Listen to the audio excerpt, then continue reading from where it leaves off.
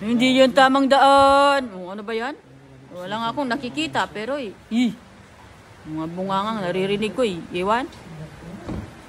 Totoo naman talaga. Kaya sabi ko, kunin mo na ako taas. Ayaw ko na.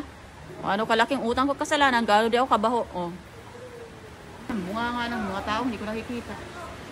Si Arlene, bakit tinutupak ka naman? Hindi ako tinutupak. Yung talagang sakit ng ulo ko. Kung isang guni-guni lang. Hindi ako katulad din yung mga taong mga ano kayo. Diba? Bakit? Ba't Guni-guni lang talaga daw ako. Ano ba ibig sabihin ng guni-guni? Sira hangin? Ano ba?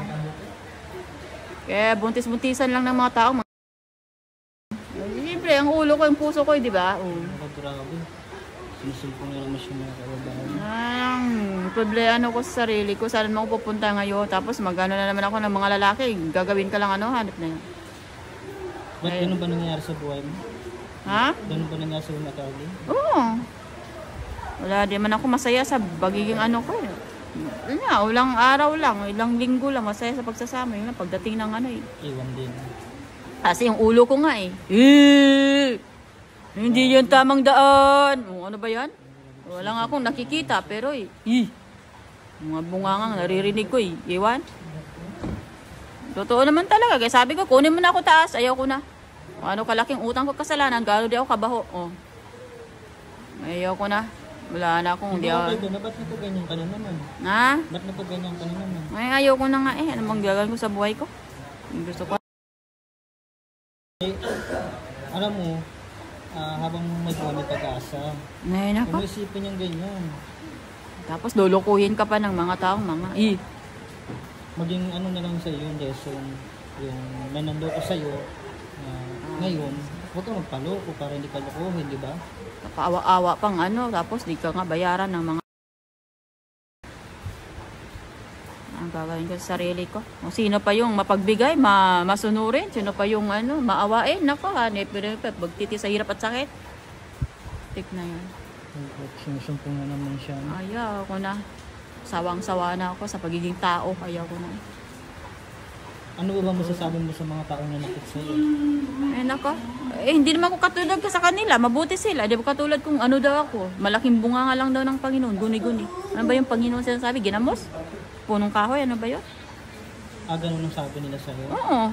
Kaya wala akong talagang swerte sa pag-aasawa. Hindi ako makapagtapos dahil ano lang daw. Daanan lang daw ng Tagalagot, Tagalinis ng mga bahog bunganga. Yan ang sabi nila ha. Ay, grabe. Yan ang sabi nila. Ganyan ang sinasabi sa ibang tao. Talaga, oo. Ako'y dinadala sa mga Nung bata ka ba, maganda yung pagkabata mo? Okay naman sana. Yung pagkabata mo? Oo. Pero simula nauntog nga ako 2 beses. Ba't ka nauntog? Sabi ko nga na-aksidente nga ako. Nung maliit pa nga ako wala pa ako 1 taon, nadapa na ako. Pagdapa ko yung ulo ko dito sa kilid ng kahoy. Sa ganyan. Tayo mo, laki ng piklat ko. Ano ba yan? Ayan ang lalim Nakalabas ba ang dugo? Ang napakakirot ng ulo ko, napakasakit, napakainit pa.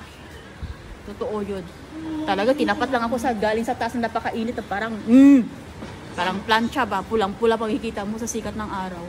Talagang ulo ko talagang guni-guni lang ng simbahan. Ayaw ko na magkaroon ng kasalanan, magkamali. Lagi lang tayo magpipray Ate Arlene. Lagi yan, tinatapat sa akin, napakainit na ano na naman ako, pagdating ko ng 8 years old, nako. Take me yan. Tapos wala ka pang kamungwang ha, baby pa lang ako. At saan ako dinala? Gusto na mga, ewan ko lang, mga hotdog daw yun, hotdog. Baby pa nga ako Papasok na yun na pala kaming hotdog. Hotdog daw yun. Ano ba yung hotdog na yun? Si McDo, si Jollibee yun. Nakita ko yan. Totoo yan. Sinusumpong na naman sa mga kababayan. Yan. Pagsimula ng pagkatao ko, nakikita ko na kasi mga tao, habul-habulin ka pa Wala pa nga akong kanan Habul-habulin ka lang ng mga lalaki. Okay na ba't na ganyan ka na Ate Arlene? Sabi ko sa'yo, yung nabulong-bulong sa'yo, mag-dasal ka lang lagi. Nagdadasal na nga ako Yun na, sabi, tinatanong niyo ako, ano nangyari sa akin? Simulat yan, tinuwento ko lang. Kasi guni-guni ang ulo ko nga napakalakas na ng tunog. Tunog na ng buong mundo na wala akong nakikitang mga sino pa ilang tao lang nakikita ko noon. Yun lang yung naririnig ko. Nagabulong sa'yo? Talaga. Ano ba mga binubulong sa'yo?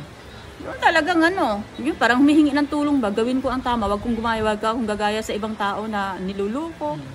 Labanan ko yung mga taong mga demonyo, wag yung matulad ng mga taong mga ginagawa nilang, yung mga taong noon pa rin, gumagapang pa sa ibaba ng lupang, tinatalian pa nga yung mga tao noon. Totoo lang. Ano po sa mga kababayan, may ano naman siya. Kaya yung ulo ko ayoko na eh. Ito po, Lalo nakaranas na ng anak, nako. Lakas na naman ang tunog ng ulo ko, nako. Hindi naman alam kung ginagawa. Huwag kang ma-stress, kalman mo lang yung sarili mo, maging masaya Ako, naiinis na nga sa sarili ko, ayaw ko na nga ayaw ko na nga madumihan Huwag pa. mo isipin yung mga negative na pangyayari sa buhay mo. Isipin mo yung positive at laging magdadasal, no? Oo, nagdadasal naman ako, magtatrabaho naman ako kung kaya ng katawan. Kapag hindi, di talaga bagsak. Kaya ayaw ko na nga mabuhay pa. Kaya kaysa naman lagi akong magtitiis sa Kailangan sakit. natin mabuhay kasi habang Oo, mabuhay pag-asa. kaya kung magtitiis ka na naman sa hirap at sakit, ayun ako. Hindi pwede yung laging dapat maging positive sa buhay. No? Naman eh. Hindi pwedeng negative lagi. Panlalait lang, pamimintas na ng mga taong, mga ano. Kung isipin yung panlalait nila ngayon, maggawin yung motivation mo. Balik-balik lang daw ako dito, pabalik-balik, buntis na ng buntis, isa na naman daw ang taas. O, yun na lang, sabi nila. Ano ba naman sinasabi nila? Ayaw ko na nga eh. At meron na ng po siyang pop-up. God bless po.